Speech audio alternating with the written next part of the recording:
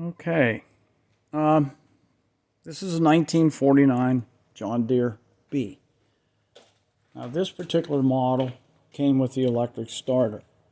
If you're here watching this video, you pretty much already know about how to remove this shroud,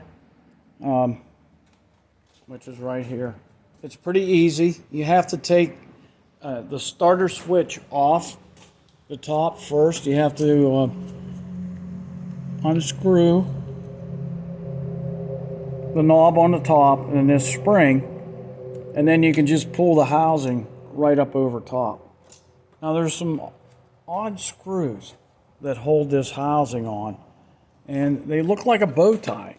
So I don't know if that's what you'd call them or not.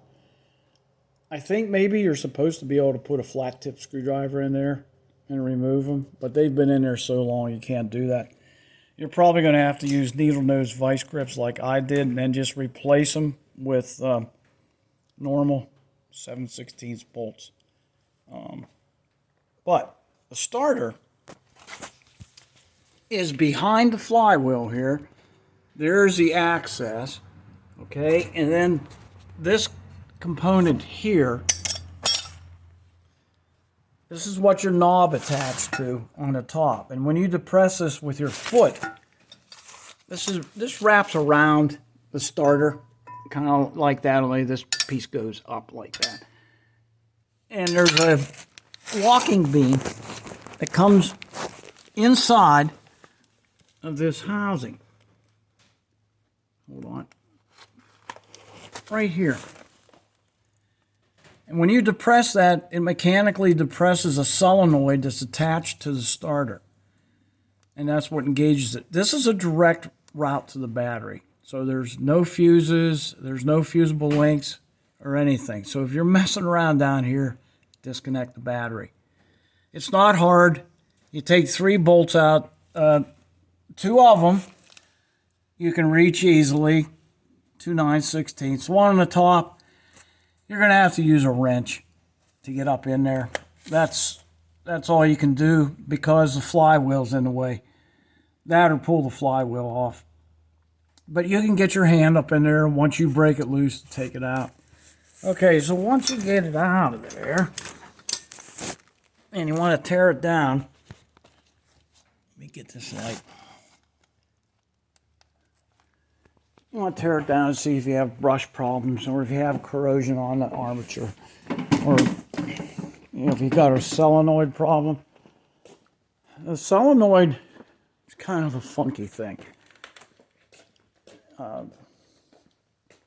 There's basically 3 contacts in here.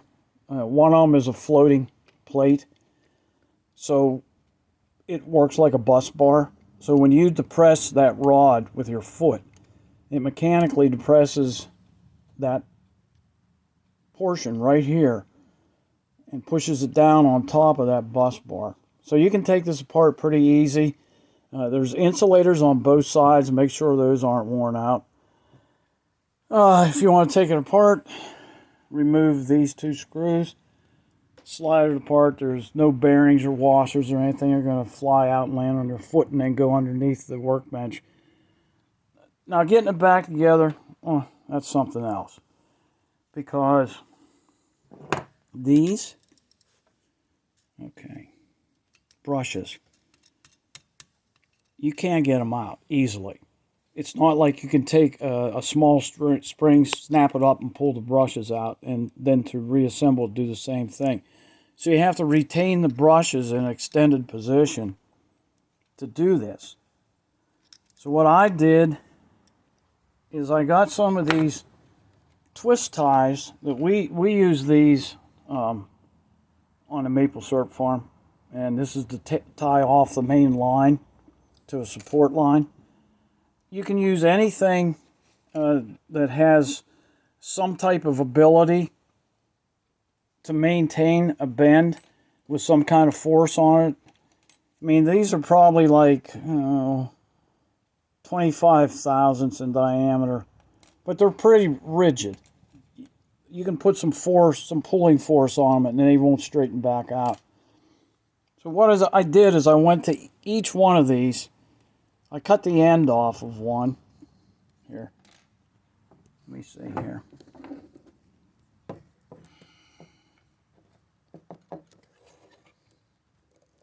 Okay, I cut the end off, and then I bent it into a U shape that'll easily fit down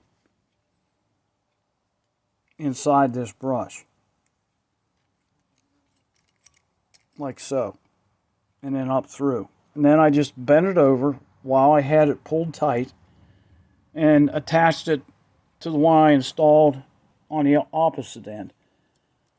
And the armature slid right in. So now all I have to do is cut these and let the brushes retract right onto the armature face. So that's it. Any other questions about the removal, installation, anything like that, send me a message and I'll get back to you. Thank you.